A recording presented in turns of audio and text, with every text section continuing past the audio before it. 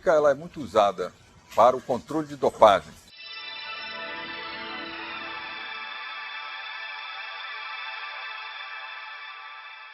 O que é isso? É a forma que nós temos de tentar detectar a presença de substâncias proibidas no organismo dos atletas.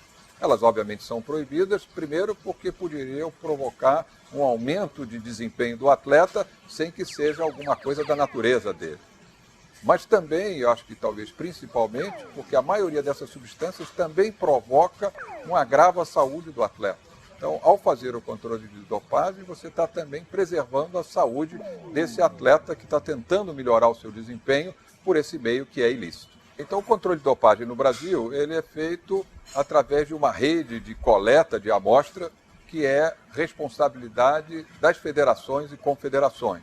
Essas amostras, então, são encaminhadas para o nosso laboratório, que é o Laboratório de Controle de Dopagem do Instituto de Química da UFRJ, que é acreditado pela Agência Mundial Antidopagem para fazer esse tipo de trabalho. O laboratório, ao receber essa amostra codificada, ele, por sua vez, recodifica e aí passa a tratar essa amostra nos equipamentos de análise química, que são aqueles de última geração. O papel do laboratório, do ponto de vista da análise, então, é ter que abordar um universo de mais ou menos umas 500 substâncias diferentes e que fazem parte de umas, talvez, 15, como nós chamamos, classes farmacológicas diferentes. Quer dizer, são substâncias que têm diferentes maneiras de agir no organismo. Mais conhecida, talvez, delas sejam os anabolizantes, aquelas substâncias que aumentam a massa muscular e, portanto, são importantes para os esportes que exigem força, não é isso? Um desempenho maior do ponto de vista de capacidade física. Então, essas 15 classes diferentes têm que ser analisadas e, portanto, você precisa ter equipamentos capazes de verificar a presença de moléculas completamente diferentes entre si. E esse é que é o grande desafio que a química tem para poder realizar um bom controle. Precisam, claro, de uma amostra do atleta. E a amostra, hoje ainda melhor de ser retirada do atleta é a urina.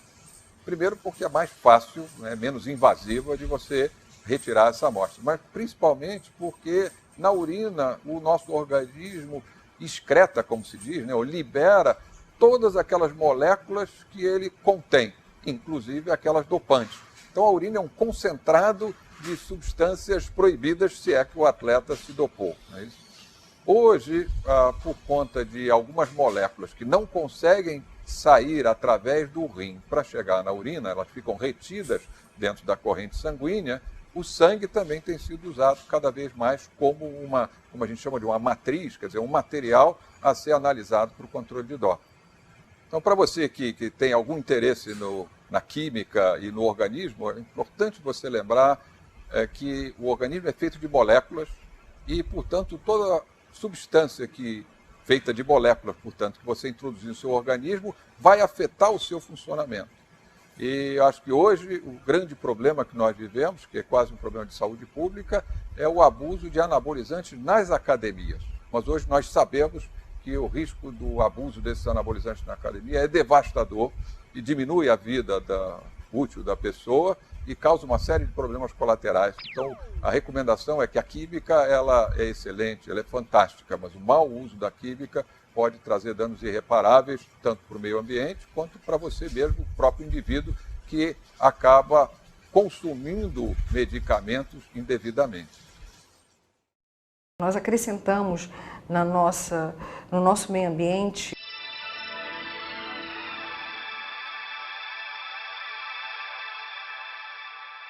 na nossa alimentação, na nossa vida, uma série de produtos químicos que não existiam na natureza. Eles foram desenvolvidos pela indústria química, nos medicamentos, nos alimentos, no controle de pragas, na estética, nos cosméticos.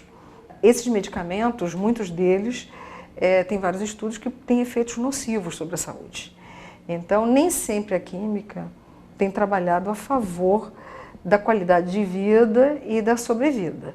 Então, tem que ter um critério muito grande, um critério médico, governamental e de longo prazo para que a gente consiga retirar do mercado, retirar do uso contínuo elementos químicos exógenos, né, extra, que não são naturais, que estejam fazendo mal.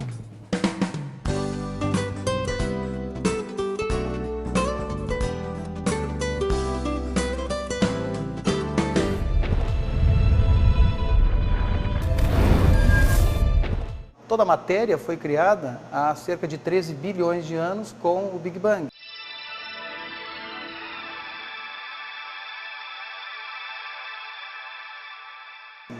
E essa matéria que foi criada lá, como se diz, dentro das estrelas, hoje estão na Terra, na natureza, inclusive dentro do corpo humano. Então, esses elementos, eles são suscetíveis a interações com outros elementos. A química é essencial na medicina. Eu diria que nos últimos 100 anos, a medicina teve um avanço muito grande, começando talvez pela descoberta dos antibióticos, penicilina no início do século XX, depois algumas drogas para cardiologia e também nos anos 50 com o advento do uso da mostarda para tratamento de câncer de linfomas. O câncer nada mais é do que uma desestruturação e a falta de controle dessa reprodução celular. Na medida em que essas células fogem de controles regulatórios que existem normalmente no organismo, essas células começam a se desenvolver e a se reproduzir de forma desordenada, formam células filhas que muitas vezes não tem nada a ver com a célula mãe, com a célula original, e formam, digamos assim, como se fosse um alien, como se fosse uma estrutura completamente estranha ao organismo. Isso conosco acontece diariamente, milhares de vezes em todo o nosso corpo. Só que os mecanismos regulatórios do nosso corpo, quando detectam que uma célula se dividiu de forma alterada, eles são capazes de abortar essa célula, de fagocitar essa célula, de destruí-la.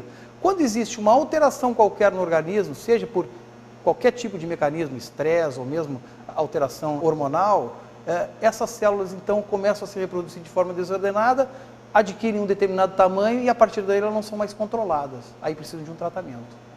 Para o tratamento do câncer, a gente utiliza drogas que são injetadas diretamente na corrente sanguínea e elas atingem todas as células do corpo através de interação com o DNA das células do corpo e especificamente elas vão atacar principalmente as células tumorais, apesar de atacarem também as células normais, daí os efeitos colaterais, tanto da química quanto da rádio.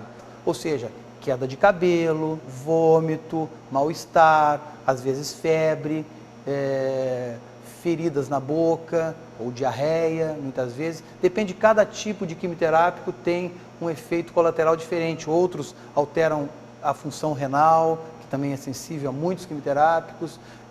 Radiação é a mesma coisa, só que a radiação é restrita à área onde está sendo aplicado o tratamento, restrita à área do campo de tratamento. Enquanto que na quimioterapia esses efeitos colaterais estão sistêmicos, porque a droga é injetada no paciente e vai para todo o corpo, na radioterapia ela é setorizada. Eu trato o tumor que está, por exemplo, no abdômen e eu espero efeitos colaterais em volta, nos tecidos que estão em volta desse tumor, que é intestino, estômago, fígado, rim, o que for. Hoje em dia o tripé do tratamento oncológico está na cirurgia, que ou seja, é a remoção mecânica do tumor, e nos tratamentos adjuvantes, que são a rádio e a quimioterapia. Muitas vezes são casos que não são passíveis de cirurgia, se sabe que a cirurgia não vai ir bem naquele caso, ou que a cirurgia pode ser muito mutilante. Nesses casos se utiliza só a rádio e a quimio.